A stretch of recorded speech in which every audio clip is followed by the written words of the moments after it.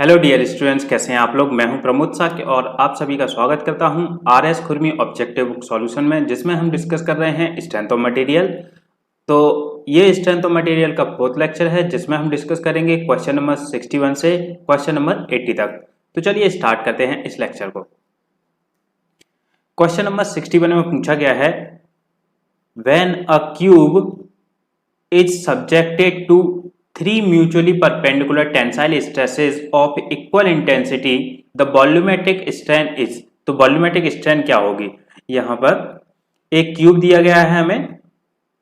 अगर हम एक क्यूब बना लेते हैं, यहां पर देखिए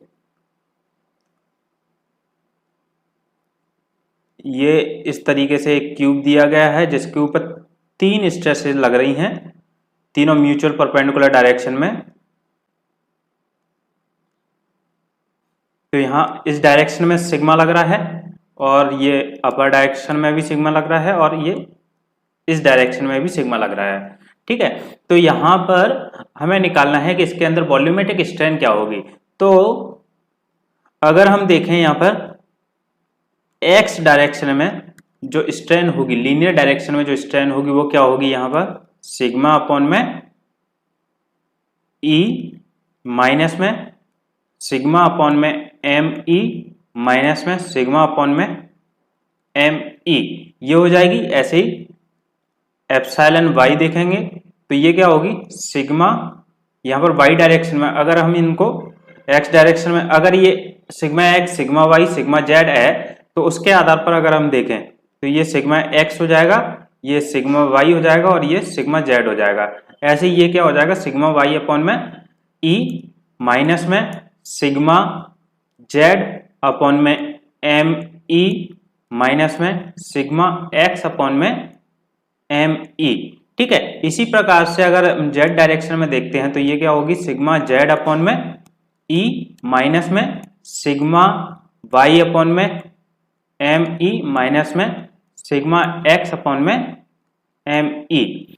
जब हम इसको, ये जो स्ट्रेन है, तो यहां पर जो टोटल स्ट्रेन होगी, volumetric strain del v over v equal to क्या होगी, ये होगी एप्सिलॉन एक्स प्लस में एप्सिलॉन वाई प्लस में एप्सिलॉन जेड। ठीक है, तो जब हम इनको सॉल्व करते हैं तो ये जो वॉल्यूमेट्रिक स्ट्रेन है वो क्या निकल के आती है, del v over v equal to निकल के आती है यहाँ पर 1 माइनस 2 म्यू अपॉन में ई इंटू में सिग्मा एक्स प्लस में सिग्मा वाई प्लस में सिग्मा जेड। ठीक है, लेकिन यहां पर जो सिग्मा की वैल्यू है वो क्या दी गई है, सेम दी गई है। यहां पर ये subjected to three mutually perpendicular tensile stresses of equal intensity. तो यहां पर हम क्या रखेंगे, वैल्यू पुट करेंगे सिग्मा। तो ये क्या हो जाएगा, 3 टाइम्स हो जाएगा, 3 इंटू में सिग्मा हो जाएगा, 3 सिग्मा इंटू में यहाँ पर 1 माइनस 2 म्यू, यहाँ पे m के टर्म में दिया गया है ऑप्शंस। तो यहाँ पर म्यू इक्वल टू क्या होता है, 1 बाई एम होता है। तो यहाँ पर वैल्यू पुट करेंगे तो ये हो जाएगा 1 माइनस 2 बाई एम और अपॉन में ई। तो यहाँ पर देखिए क्या हो जाएगा, ये 3 सिग्मा अपॉन में ई आएगा, तो 3 सिग्मा अपॉन में ई इंटू में 1 माइनस 2 बाई एम। तो इसका आंसर क्या होगा, ऑप्शन नंबर ए। इसके बाद नेक्स्ट क्वेश्चन है क्वेश्चन नंबर 62। इसमें पूछा गया है, the relation between modulus of elasticity E and modulus of rigidity C is given by. तो modulus of elasticity E equal to क्या होता है, 2g1 प्लस में म्यू। ठीक है, अगर म्यू की जगह अपन 1 बाई एम रख देते हैं, ये 2g1 प्लस 1 बाई एम, तो यहां से ये रिलेशन आ जाएगा। अब ये क्या है, ई को यहां पर सी लिया गया है, तो सी लिख देते हैं इसको। हमें सी की वैल्यू निकालनी है यहां पर। तो ये क्या हो जाएगा, यहां पर 2c इंटू में ये m को एलसीएम ले लेते हैं, तो m प्लस 1 अपॉन में m, ये हो जाएगा। अब इसको हम m को इधर ले जाएंगे तो ये क्या हो जाएगा, c इक्वल टू क्या निकल के आएगा, एम ई अपॉन में ये 2 नीचे आ जाएगा, ये 2 m प्लस में 1। तो यहाँ पर ये आ जाएगा C इक्वल टू, तो C इक्वल टू क्या आ रहा है, एम ई अपॉन में 2m प्लस में 1, तो ऑप्शन नंबर ए करेक्ट हो जाएगा इसका। इसके बाद नेक्स्ट क्वेश्चन है क्वेश्चन नंबर 63।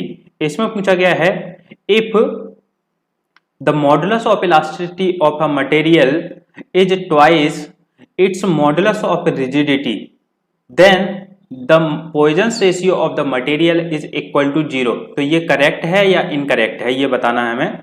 तो यहां पर दिया गया है कि जो मॉडुलस ऑफ इलास्टिसिटी है E इक्वल टू दिया गया है 2g के बराबर, ठीक है, twice of its modulus of rigidity. तो E इक्वल टू क्या होता है 2g 1 प्लस में म्यू, ठीक है।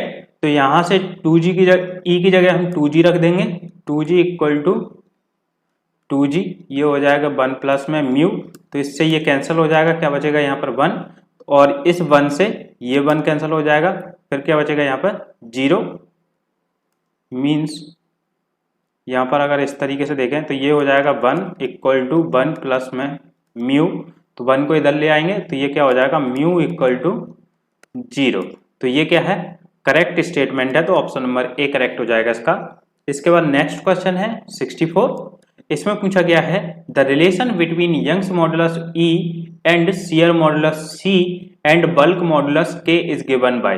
तो इनके बीच में रिलेशन बताना है हमें। तो हम जानते हैं E इक्वल टू क्या होता है 2g 1 प्लस म्यू, ठीक है, और E इक्वल टू क्या होता है 3k 1 माइनस 2 म्यू।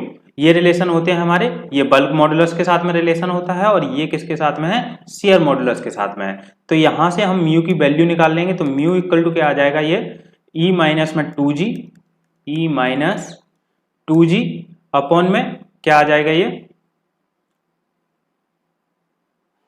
क्योंकि 2g से अपन मल्टीप्लाई करेंगे यहाँ पे, ये 2g प्लस में 2g इंटू में म्यू, तो 2g नीचे आ जाएगा यहाँ पर, तो ये हो जाएगा इस तरीके से म्यू की वैल्यू, ठीक है। ये वैल्यू हम यहाँ पर पुट करेंगे, तो यहाँ पर पुट करके देखते हैं E इक्वल टू हो जाएगा 3k 1 माइनस 2 इंटू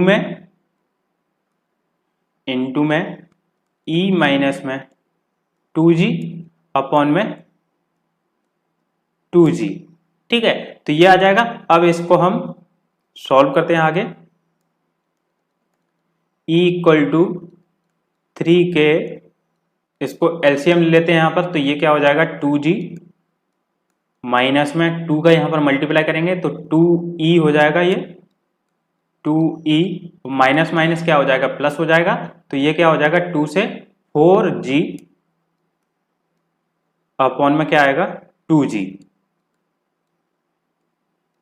जब हम इसको आगे सॉल्व करेंगे तो ये क्या हो जाएगा, यहाँ पर देखिए 2g प्लस में 4g कितना हो जाएगा 6g, और ये 2g इधर आ जाएगा, इसके आगे देखते हैं तो ये इधर आ गया कितना 2g इंटू में e इक्वल टू 3k, और यहाँ पर क्या बचेगा ये 4g माइनस में 2e। तो इसको अगर आगे सॉल्व करते हैं तो इसका अपन मल्टीप्लाई कर देते हैं यहाँ पर, तो ये क्या आ जाएगा ये 6g आएगा यहाँ पर 6g, तो ये कितना हो जाएगा 18 kg, 18 kg माइनस में ये कितना हो जाएगा 6 ke, ठीक है, और ये है 2ge। अगर 2 से डिवाइड कर देते हैं तो यहाँ पर कितना बचेगा, ये बचेगा ge equal to 9 kg minus में 3 ke, ठीक है। तो इसको इधर ले जाएंगे तो यहाँ पर क्या बचेगा ge प्लस में 3ke इक्वल टू हो जाएगा 9kg।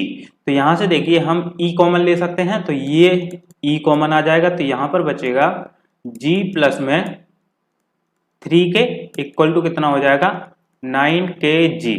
तो यहां से e इक्वल टू क्या आ जाएगा 9kg अपॉन में 3 प्लस में g, ठीक है।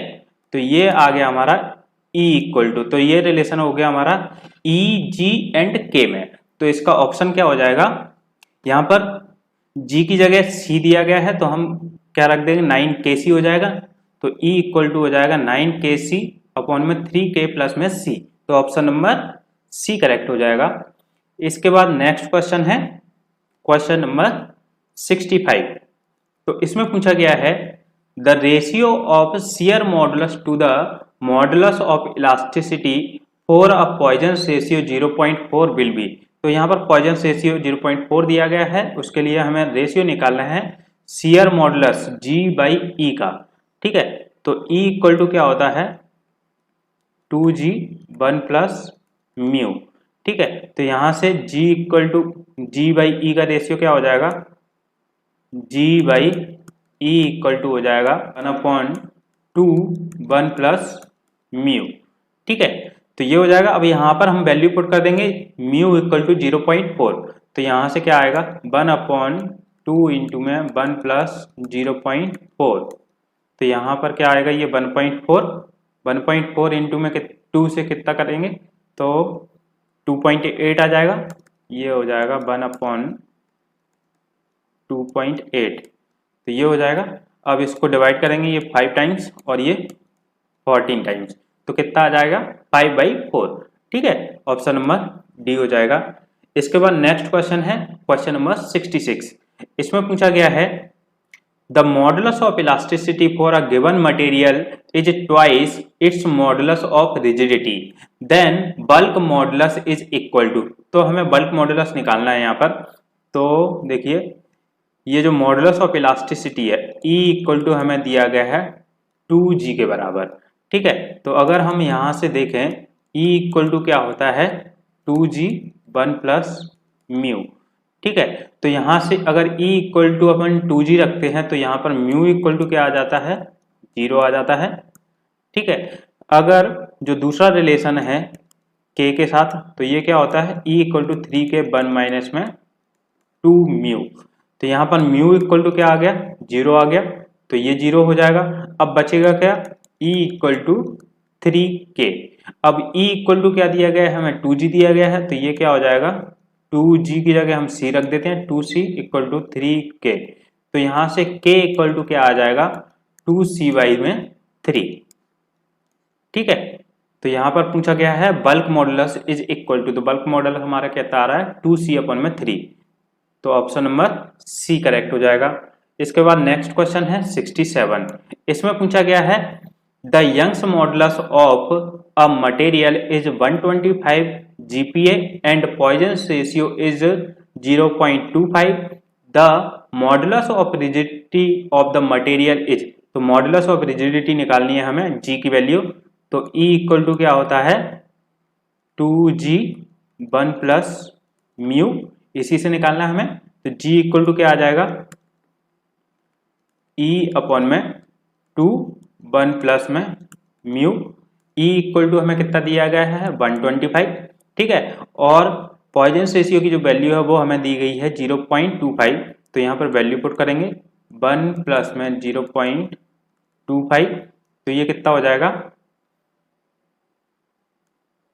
G इक्वल टू हो जाएगा 125 अपॉन में 2 इंटू में 1.25, तो यहाँ से 20 और ये 125 से ये कैंसिल हो जाएगा, तो यहाँ पे बचेगा क्या 100/2, तो इक्वल टू कितना आ जाएगा 50 मेगापास्कल। ठीक है, तो ऑप्शन नंबर बी करेक्ट हो जाएगा यहाँ पर। इसके बाद नेक्स्ट क्वेश्चन है क्वेश्चन नंबर 68।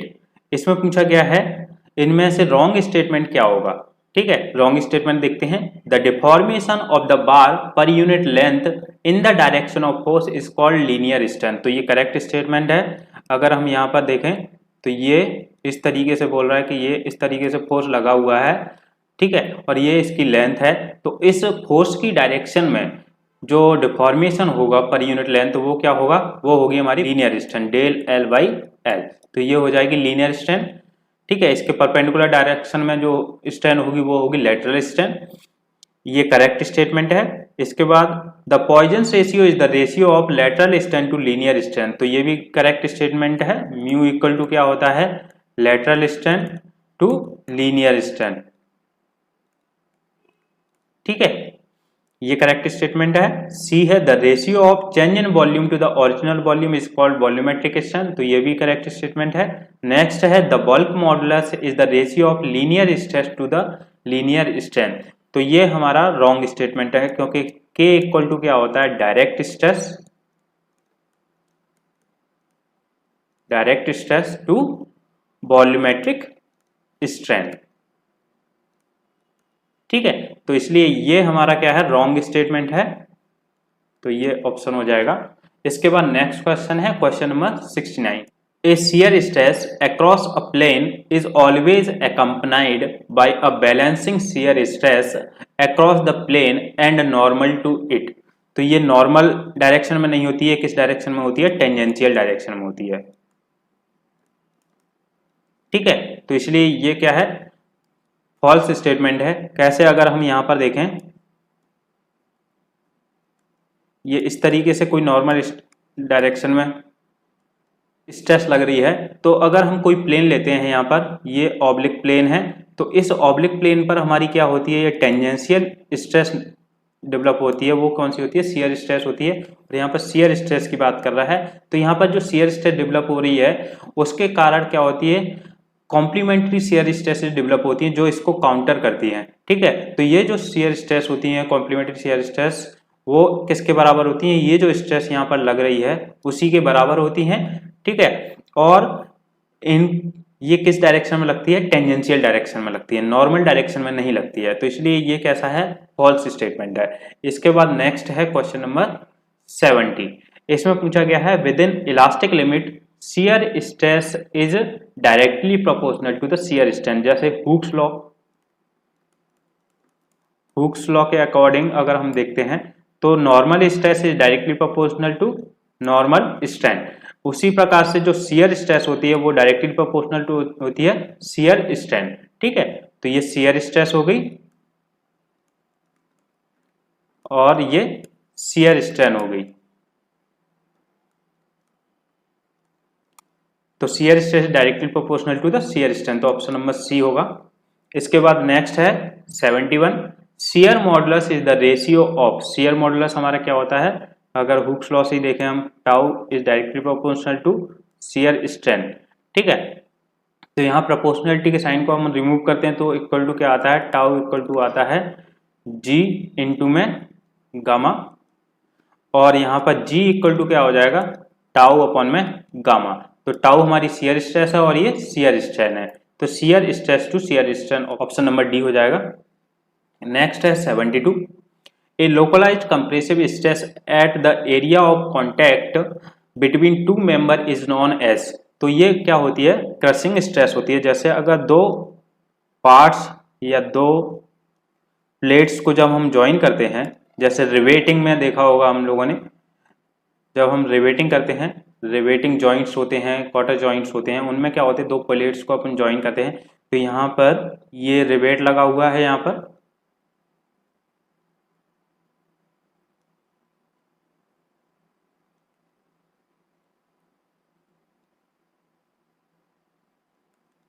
ये, तो जब ये दो प्लेट्स हमारी ज्वाइन कर रही हैं यहाँ पर, जब हम इसके ऊपर फोर्स अप्लाई करते हैं, ये जो रिवेट है इसके ऊपर जब हम फोर्स अप्लाई करते हैं तो ये क्या होगा, कंप्रेसिव स्ट्रेस डेवलप होती है यहाँ पर, और ये जो कंप्रेसिव स्ट्रेस डेवलप हो रही है वो किस तरीके की है, एक लोकलाइज्ड कंप्रेसिव स्ट्रेस होती है, जहां जब ये दोनों पार्ट्स यहाँ पर ज्वाइन कर रहे हैं, ये जो एरिया है यहाँ पर हमारी कंप्रेसिव स्ट्रेस डेवलप हो रही है, और ये कैसी होती है, क्रशिंग स्ट्रेस होती है, क्योंकि अगर हम इसके ऊपर फोर्स अप्लाई करते जाएंगे तो ये क्या हो जाएगा, ये जो प्लेट है वो हमारी क्रश हो जाएगी, तो यहाँ पर ये जो स्ट्रेस है एक प्रकार की लोकलाइज्ड स्ट्रेस होती है जिसको हम क्रशिंग स्ट्रेस कहते हैं, जो रिवेटिंग क्वार्टर जॉइंट और नकल जॉइंट्स में होती है। इसके बाद नेक्स्ट क्वेश्चन है क्वेश्चन नंबर 73। इसमें हमें मैच करना है ग्रुप ए से ग्रुप बी को, तो यहाँ पर देखिए फर्स्ट क्या है, फर्स्ट है the change in length due to tensile और कंप्रेसिव लोड, तो चेंज इन लेंथ क्या होती है, डेल एल इक्वल टू होता है पी एल अपॉन में ए ई। अगर हम इस तरीके से देखें, यहाँ पर ये स्ट्रेस लगी हुई है और इसकी जो लेंथ एल है और ये फोर्स पी है, सपोज यहाँ पर ये फोर्स पी है, तो पी फोर्स के कारण यहाँ पर जो डिफॉर्मेशन आता है वो क्या आता है, ये आता है पी एल अपॉन में ए ई। तो इसका क्या हो जाएगा, इसका हो जाएगा सी। इसके बाद नेक्स्ट है the extension of a circular wire tapering from D1 to D2। तो टेपरिंग सेक्शन में जो डिफॉर्मेशन आता है, एक्सटेंशन आता है, वो क्या होता है हमारा 4πr अपॉन पाई ई D1 D2। तो इसका ये हो जाएगा। इसके बाद volumetric strain of a rectangular bar, तो ये हम लोग देख चुके हैं लास्ट लेक्चर में निकाल के। अगर आप लोगों ने लास्ट लेक्चर्स को नहीं देखा है तो लास्ट लेक्चर्स को जरूर देखें, क्योंकि मैंने बताया था ये जो भी लेक्चर हैं आने वाले वो सारे एक दूसरे से इंटरकनेक्टेड रहेंगे और हम लोग पहले वाले लेक्चर्स में डिटेल में डिस्कस कर चुके हैं, इसलिए यहाँ पर डिस्कस नहीं करेंगे। तो वॉल्यूमेट्रिक स्ट्रेन क्या होती है, ये होती है एप्सिलॉन 1 माइनस 2/m। तो ये हो जाएगा इसका। इसके बाद the relation between Young's modulus E and bulk modulus के। तो ई और के में जो रिलेशन होता है वो क्या होता है, ये होता है, इसका हो जाएगा ये ए एम ई अपॉन में 3 इंटू में m माइनस 2। और ई और सी में जो रिलेशन होता है वो क्या होता है, ये एम ई अपॉन में 2m प्लस 1। ठीक है, तो ये होता है। इसके बाद नेक्स्ट क्वेश्चन है क्वेश्चन नंबर 74। तो इसमें पूछा गया है the maximum diameter of the hole that can be punched from a plate of maximum shear stress 1/4 of its maximum crushing stress of punch is equal to. तो यहाँ पर हमें क्या दिया गया है, जो मैक्सिमम शियर स्ट्रेस है वो कितनी दी गई है, 1/4 ऑफ द क्रशिंग स्ट्रेस। तो maximum shear stress equal to maximum shear stress equal to दिया गया है 1/4 ऑफ क्रशिंग स्ट्रेस,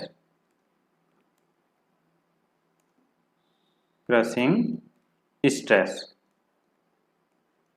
तो इसका मतलब क्या है कि जो टाउ है वो दिया गया है 1/4 ऑफ सिग्मा सी। ठीक है, अगर हम मैक्सिमम डायमीटर के लिए बात कर रहे हैं तो मैक्सिमम डायमीटर के केस में क्या होगा, जो पंचिंग फोर्स होगा, punching pressure is equal to किसके बराबर होगा, स्ट्रेंथ के बराबर होगा, strength of punch, strength of punch. ठीक है, तो पंचिंग फोर्स क्या हो जाएगा यहाँ पर, जो पंचिंग स्ट्रेस होगी, तो यहाँ पर स्ट्रेस क्या हो जाएगी, टाउ।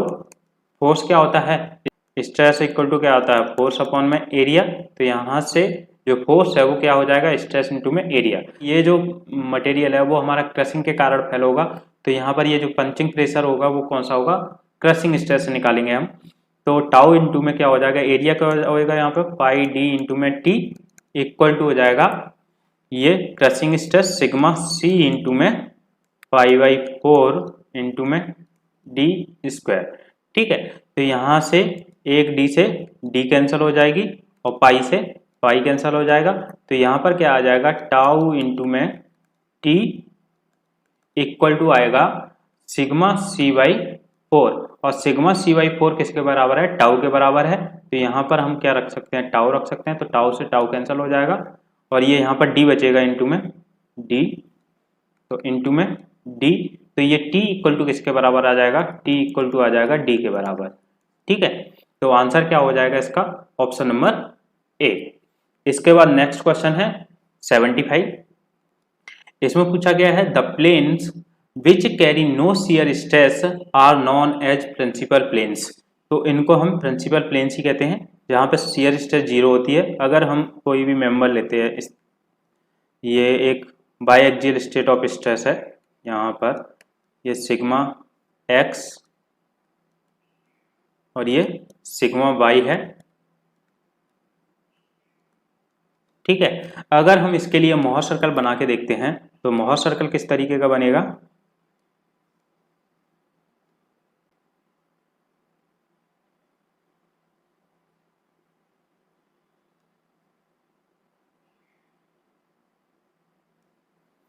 तो ये मोहर सर्कल बन जाएगा यहाँ पर इस तरीके से। अब इसके अंदर देखिए अपन ने ये बनाया कैसे है वो देख लेते हैं। सबसे पहले जो x डायरेक्शन में जो स्ट्रेस है वो हम यहाँ पर एक पॉइंट लेते हैं, वो a आ जाएगा, वो हो जाएगी सिग्मा x कॉमा 0, ठीक है। और दूसरा पॉइंट हम b लेंगे तो ये b पॉइंट हो जाएगा। यहाँ पर ये कितना होगा, y डायरेक्शन में जो स्ट्रेस है वो, तो y डायरेक्शन में क्या है सिग्मा y, और ये 0 हो जाएगा, ठीक है। अब यहाँ पर हमारा सेंटर आएगा c, जो हमने a और b जो पॉइंट लिए हैं उनका हाफ करेंगे और उस हाफ को हम सेंटर मान के एक सर्कल बना देंगे, तो ये सर्कल बन जाएगा यहाँ पर। तो ये c जो है वो क्या हो जाएगा यहाँ पर, ये हो जाएगा सिग्मा x प्लस में सिग्मा y अपॉन में 2 कॉमा 0, तो ये सेंटर हो जाएगा।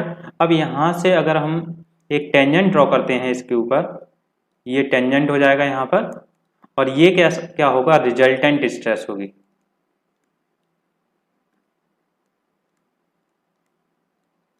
ठीक है, ये रिजल्टेंट स्ट्रेस हो जाएगी, और यहाँ पर जो पॉइंट होगा वो कौन सा होगा, मैक्सिमम शियर स्ट्रेस होगी। यहाँ पर ये जो प्लेन है, अगर प्लेन की बात करते हैं तो ये क्या होगा, टाउ मैक्स प्लेन होगा। मींस ये जो प्लेन है मैक्सिमम शियर स्ट्रेस का प्लेन है, और ये जो बाकी के दो प्लेन हैं वो कौन से हैं, यहाँ पर ये पहला जो प्लेन है, ये वाला जो प्लेन है,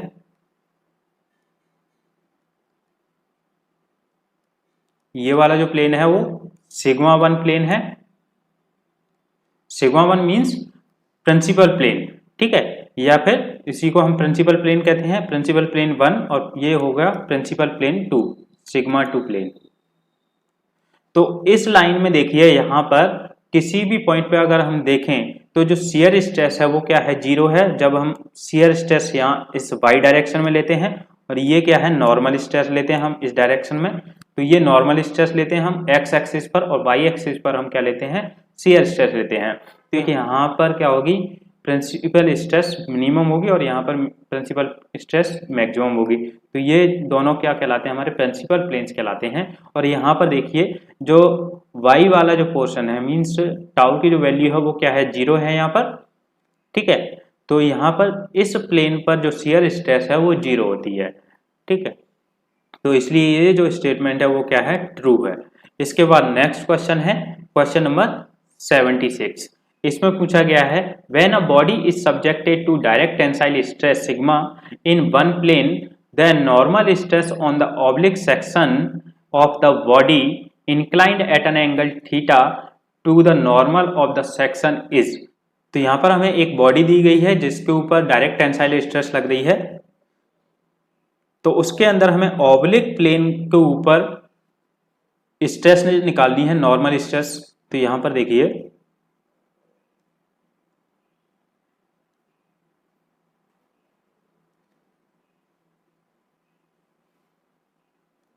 ये इस तरीके से दिया गया है यहां पर। तो इस डायरेक्शन में ये डायरेक्ट टेंसाइल स्ट्रेस लग रही है, ये डायरेक्ट टेंसाइल स्ट्रेस। तो यहां पर हम सेक्शन लेते हैं, ये फर्स्ट सेक्शन हो गया, ये 1 और यहां से अगर हम ये एंगल पर लेते हैं तो ये जो ऑब्लिक प्लेन है, ये हमारा ऑब्लिक प्लेन है, ये क्या बना रहा है, एंगल थीटा बना रहा है इस प्लेन के साथ।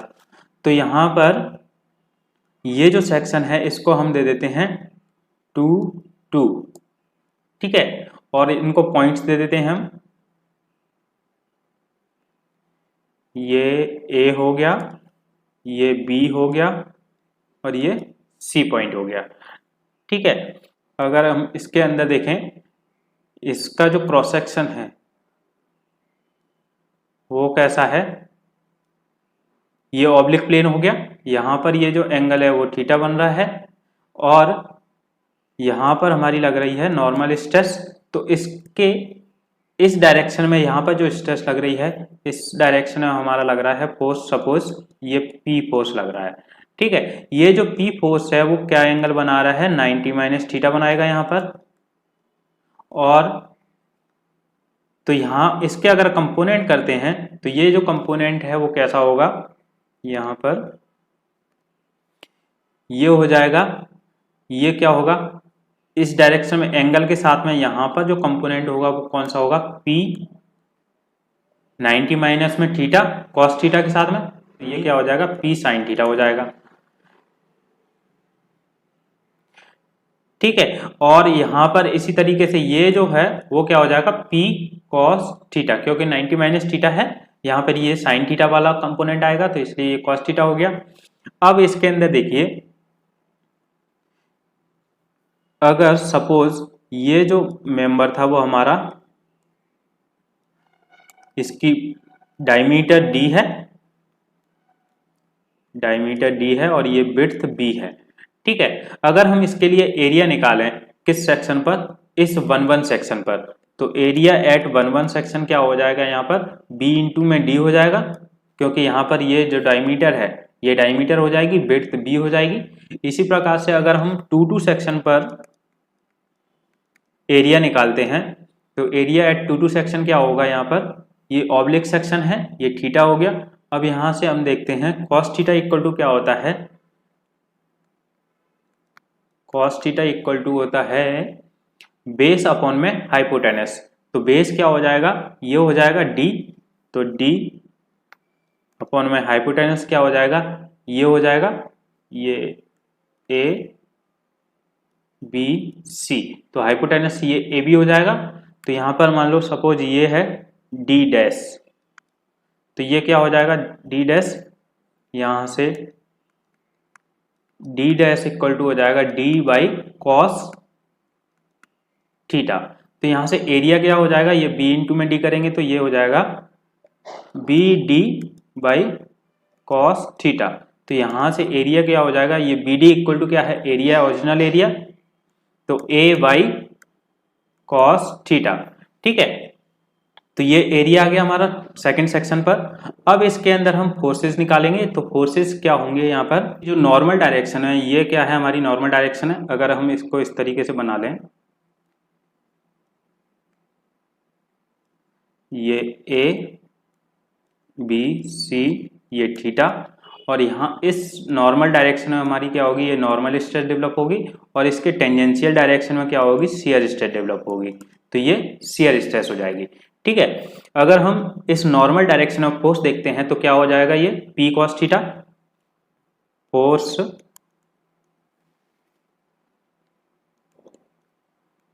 इन normal direction of oblique section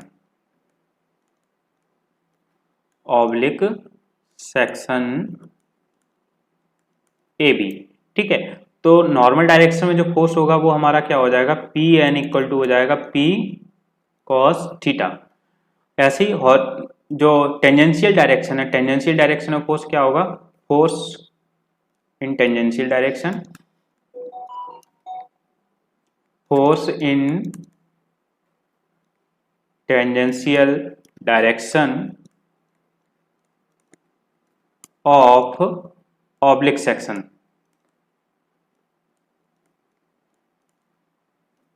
A B. तो ऑब्लिक सेक्शन के टेंजेंशियल डायरेक्शन में जो फोर्स होगा पी टी इक्वल टू क्या होगा, पी साइन थीटा। यहां से हम लोग देख सकते हैं, तो टेंजेंशियल डायरेक्शन ये है, टेंजेंशियल डायरेक्शन में जो फोर्स है वो हमारा पी साइन थीटा है। अब इससे देखिए, अगर हम स्ट्रेस निकालते हैं तो स्ट्रेस क्या आएगी, सिग्मा एन, नॉर्मल स्ट्रेस निकालेंगे हम किस में, ऑब्लिक सेक्शन में ही निकाल रहे हैं हम ये सारी चीजें।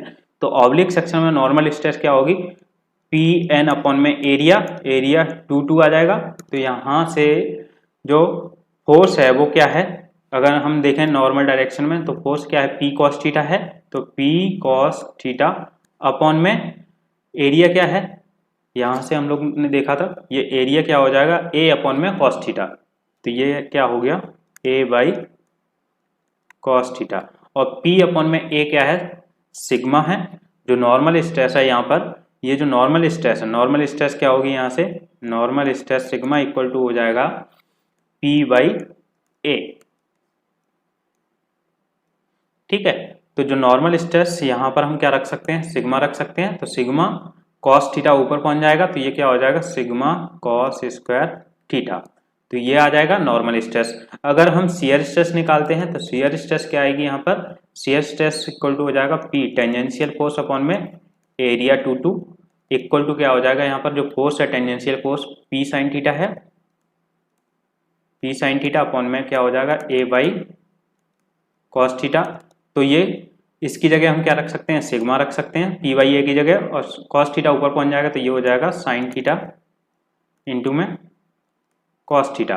तो इसकी जगह हम क्या रख सकते हैं, 1/2 से डिवाइड करेंगे, मल्टीप्लाई करेंगे तो ये हो जाएगा सिग्मा बाई 2 साइन 2 थीटा।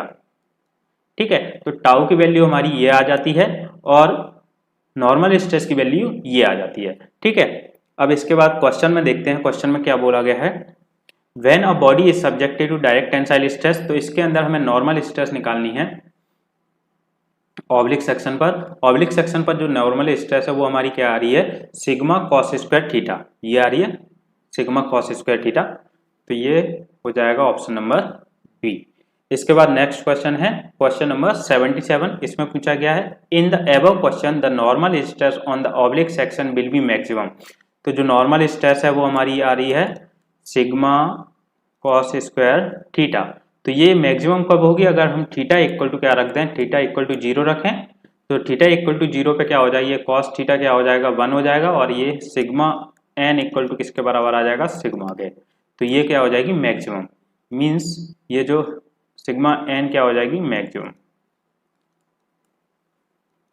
तो मैक्सिमम नॉर्मल स्ट्रेस हो जाएगी किस पे, थीटा डिग्री पे। तो ये ऑप्शन ए हो जाएगा। इसके बाद नेक्स्ट है direct stress across a principal plane is known as principal stress. तो ये हम लोग देख चुके हैं यहाँ पर, ये डायरेक्ट स्ट्रेस अगर हम देखें तो यहाँ पर क्या था, ये प्रिंसिपल प्लेन्स थे, और इन प्रिंसिपल प्लेन्स पर ये जो प्लेन है सिग्मा 2 प्लेन या सिग्मा 1 प्लेन, इनको हम क्या कहते हैं, प्रिंसिपल प्लेन्स कहते हैं, प्रिंसिपल प्लेन्स कहते हैं। और प्रिंसिपल प्लेन पर जो शियर स्ट्रेस है वो क्या होती है, 0 होती है। ठीक है, पर जो डायरेक्ट स्ट्रेस है ये सिग्मा एक्स सिग्मा वाई की जो वैल्यू है वही हमारी क्या हो जाती है, प्रिंसिपल प्लेन्स और प्रिंसिपल स्ट्रेसेज हो जाती हैं। तो यहाँ पर देखिए ये जो वैल्यू है मीन्स सिग्मा एक्स, तो ये क्या हो जाएगी मैक्सिमम या मिनिमम जो भी आएगी, यहाँ पर ये वैल्यू हमारी क्या होगी, प्रिंसिपल स्ट्रेसेज हो जाएंगी। ठीक है, तो ये जो इन प्लेन्स पर जो स्ट्रेसेज होती हैं उन्हीं को हम क्या कहते हैं, प्रिंसिपल स्ट्रेसेज। तो ऑप्शन ए हो जाएगा इसका करेक्ट है ये। इसके बाद नेक्स्ट है 79। इसमें पूछा when a body is subjected to a direct tensile stress sigma in one plane then tangential और शियर स्ट्रेस। तो टेंजेंशियल और शियर स्ट्रेस निकालनी है जो हम लोगों ने अभी देखा था इसके अंदर। तो यहाँ पर टेंजेंशियल और शियर स्ट्रेस क्या निकली है, ये है हमारी सिग्मा बाई 2 साइन 2 थीटा। तो इसका आंसर क्या हो जाएगा, sigma by 2 sine 2 theta, option number C. इसके बाद नेक्स्ट है the resultant stress on the inclined plane. तो रिजल्टेंट स्ट्रेस, तो इसके अंदर हमें रिजल्टेंट स्ट्रेस निकालनी है। इंक्लाइंड एंगल दिया गया है वही थीटा, और डायरेक्ट टेंसाइल स्ट्रेस सिग्मा दी गई है, ये एक ही डायरेक्शन में लग रही है इस तरीके से सिग्मा। तो इसके कारण हमें क्या निकालना है, रिजल्टेंट स्ट्रेस। तो रिजल्टेंट स्ट्रेस क्या हो जाएगी, सिग्मा रिजल्टेंट इक्वल टू होता है हमारा ये सिग्मा नॉर्मल स्ट्रेस का स्क्वायर प्लस में टाउ शियर स्ट्रेस का स्क्वायर रूट के अंदर। तो यहाँ से हम सिग्मा आर निकालते हैं, तो वैल्यू पुट करते हैं, सिग्मा एन कितना था, सिग्मा कॉस स्क्वायर थीटा का स्क्वायर प्लस में यहाँ पर सिग्मा साइन थीटा इंटू में कॉस थीटा का स्क्वायर करते हैं। तो यहाँ से देखिए ये क्या आ जाएगा, सिग्मा स्क्वायर हो जाएगा, ये भी सिग्मा स्क्वायर हो जाएगा। सिग्मा स्क्वायर हम कॉमन लेंगे तो उसको हम बाहर निकालेंगे तो क्या आ जाएगा, सिग्मा बाहर आ जाएगा। अंडर रूट में क्या बचेगा, यहाँ पर देखिए ये कॉस स्क्वायर थीटा का whole square means cos theta का स्क्वायर इंटू में कॉस स्क्वायर थीटा प्लस में यहाँ पर ये क्या हो जाएगा, साइन स्क्वायर थीटा इंटू में cos square theta, sine square theta into में कॉस स्क्वायर थीटा। तो यहाँ से कॉस स्क्वायर थीटा अपन कॉमन ले लेंगे, यहाँ पर ये है और यहाँ पर ये है। तो ये साइन स्क्वायर थीटा इंटू में कॉस स्क्वायर प्लस में कॉस स्क्वायर थीटा वो कितना आ जाएगा, 1 आ जाएगा यहाँ पर, और ये इंटू में क्या आ जाएगा, ये सिग्मा अंडर रूट में कॉस स्क्वायर थीटा इंटू में 1 आ जाएगा, क्योंकि ये हमने कॉमन ले लिया, और साइन स्क्वायर थीटा प्लस में कॉस स्क्वायर थीटा किसके बराबर होता है, 1 के बराबर होता है, तो ये 1 हो गया। अब कॉस स्क्वायर थीटा को अपन बाहर निकालेंगे तो कितना निकलेगा, कॉस थीटा। तो यहाँ से हमारी जो वैल्यू है वो क्या आ जाएगी, सिग्मा कॉस थीटा। ठीक है, तो इसका आंसर क्या हो जाएगा, ऑप्शन नंबर बी। तो आज के इस लेक्चर में यहीं तक, इसके बाद हम नेक्स्ट लेक्चर में डिस्कस करेंगे। अगर आप लोगों ने अभी तक इस चैनल को सब्सक्राइब नहीं किया है तो चैनल को सब्सक्राइब जरूर करें, और लेटेस्ट वीडियो की नोटिफिकेशन के लिए बेल आइकन को प्रेस करें। ऐसे स्टूडेंट्स जो एसएससी जेईई की प्रिपरेशन कर रहे हैं वो मेरे साथ जुड़ सकते हैं और चैनल को सब्सक्राइब कर सकते हैं। मिलते हैं नेक्स्ट वीडियो में।